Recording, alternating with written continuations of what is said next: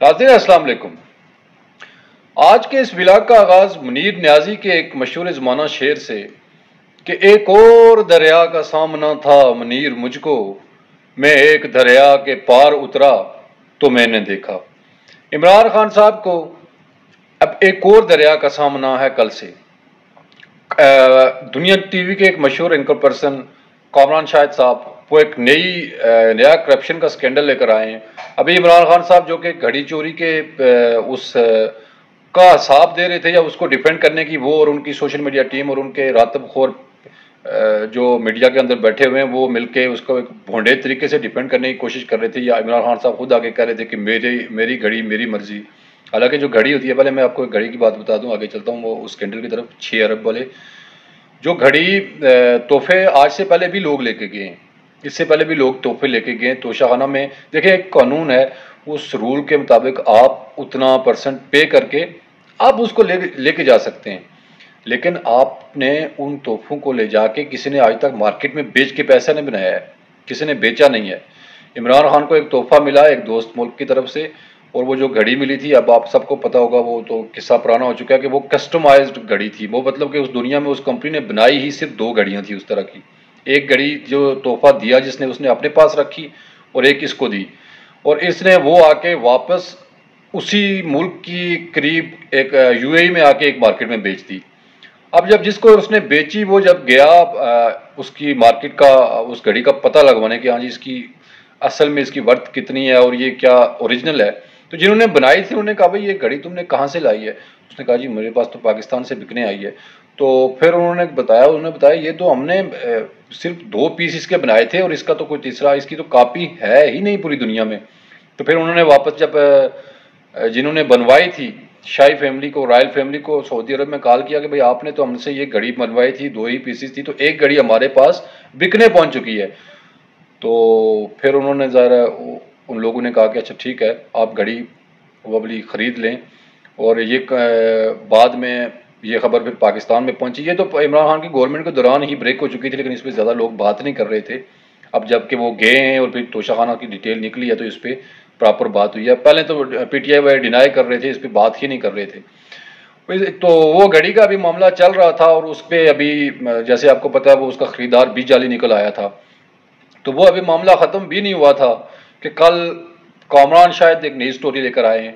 उनके मुताबिक बकौल उनके एक के हमारे दोस्त मुल्क के एक सरबराह ने इनको जब ये वहाँ पे विज़िट पे गए थे तो उन्हें एक तोहफ़ा दिया। तोहफे में उन्होंने इनको कुछ ज्वेलरी दी। तो उसकी जो कीमत थी वो तकरीबन पाकिस्तानी 6 अरब रुपए की थी, 600 करोड़ की। 6 अरब रुपए की ज्वेलरी इन्होंने ली वहाँ से, और उस 6 अरब रुपए की ज्वेलरी को लेके उसका मार्केट रेट लगवाया 1.5 करोड़ रुपया। 1.5 करोड़ रुपया दे के 6 अरब रुपए की ज्वेलरी घर ले गए।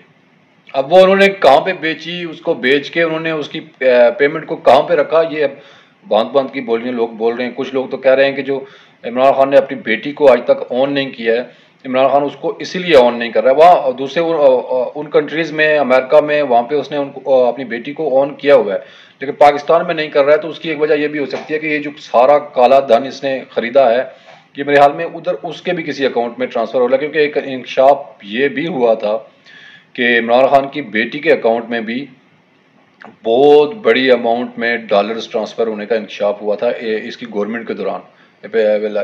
इमरान खान की अपनी गवर्नमेंट के दौरान ये इंकशाफ हुआ था।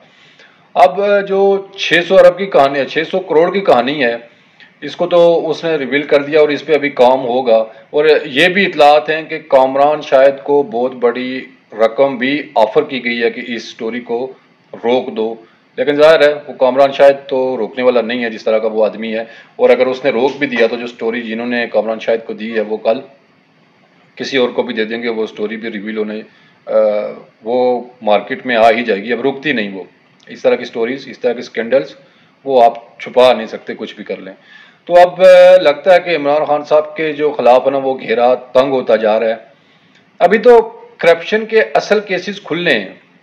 ये जो आपने देखा 2.5 अरब की घड़ी, 6 अरब की ज्वेलरी, ये तो टिप ऑफ आइसबर्ग है ना।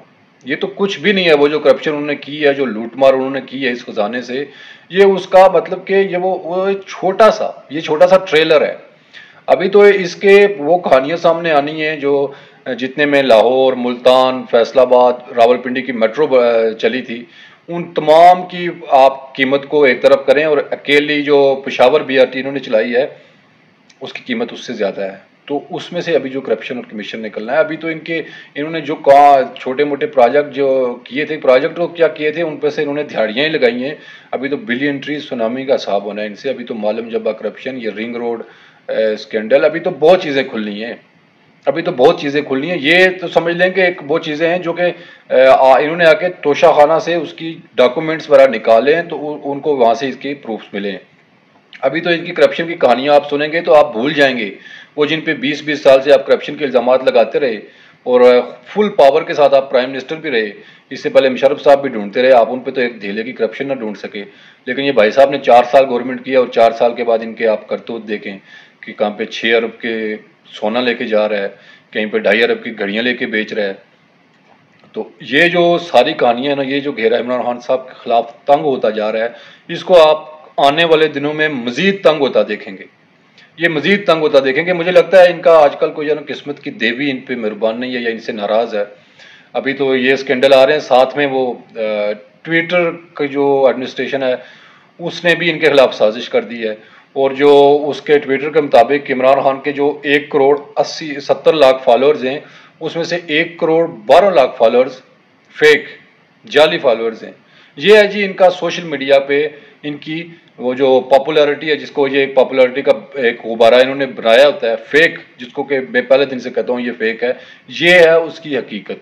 सोशल मीडिया पे ये होता है कि वहाँ पे आप फेक व्यूज़ खरीद सकते हैं। अगर पैसा, भाई पैसे का खेल होता है, जितना पैसा लगाएंगे आपको फॉलोअर्स भी मिलेंगे, आपको फेक व्यूज़ भी मिलेंगे। तो ये कहानियां अब आहिस्ता आहिस्ता इनके सामने आ रही हैं। जो अरबों रुपया इन्होंने सोशल मीडिया पे लगाया, इन्होंने 4 साल की अपनी गवर्नमेंट के दौरान कुछ काम किया ही नहीं सिवाय अपनी सोशल मीडिया के ऊपर पैसे लगाने से और अपने इन रातबखोरों के मुंह भरने से, इनके पेट भरने के अलावा इन्होंने अवाम के लिए कोई एक मतलब आप ये इसने 60 जलसे किए हैं, 60 जलसों के अंदर ये अपना कोई एक काम नहीं गिनवा सका कि यार ये मेरा ट्रेडमार्क मनसूबा था, ये देखें जी ये अवाम में बिका है, ये मैंने अवाम की बेहतरी के लिए किया। वही वो पुरानी रटी रटाई 20 साल की 22 साल पुरानी तकरीर, फलां चाह फलां चोर फलां डाकू, फलां ने ये कर दिया फलां ने वो कर दिया। अपनी परफॉर्मेंस पूछो तो 0/0। अब जो आने वाला सिनेरियो सियासत का बन रहा है नया पाकिस्तान में, उसमें देखें आप इसाक डार के बाद कल सलमान शहबाज की भी एंट्री हो चुकी है और इसके बाद हमने आपको पहले बता दिया कि मियाँ साहब की एंट्री होगी लास्ट पे, टार्जन की वापसी को लास्ट पे रखा गया है। तो आने वाले दिन बड़े पाकिस्तानी सियासत में गर्म होने जा रहे हैं। वो मुस्लिम लीग नून जिसको बड़े मान चाओ अरमान के साथ इमरान खान को ले आए थे और उसको सिस्टम से बाहर निकाला था, अब सिस्टम पे पूरी गिरफ्त इस टाइम मुस्लिम लीग नून की बन चुकी है। मुस्लिम लीग नून की क्या, नवाज शरीफ की गिरफ्त बन चुकी है। और आप आने वाले दिनों में देखेंगे कि ये इनकी पॉपुलैरिटी के गुब्बारे से मज़ीद हवा निकलती अब आप देखेंगे, इसको सुकड़ता देखेंगे। और मुस्लिम लीग नून को अब आप पीडीएम को या मुस्लिम लीग नून को अब आने वाले दिनों में कमिंग जनरल इलेक्शंस में आप फैलता हुआ देखेंगे। एक बात और बता दूं यहाँ पे कि मुस्लिम लीग नून की या पीडीएम की जो अब तक की कारकर्दगी है इतनी ज़्यादा अच्छी नहीं है। अभी तक उन्होंने महंगाई को उस तरह से कंट्रोल नहीं कर पाए हैं, वो आवाम को रिलीफ देने में नाकाम रहे हैं। लेकिन देखें कि जो 8 महीने होते हैं, 6 महीने होते हैं, 8 महीने होते हैं, इसमें आप एकदम से रिलीफ नहीं दे सकते हैं।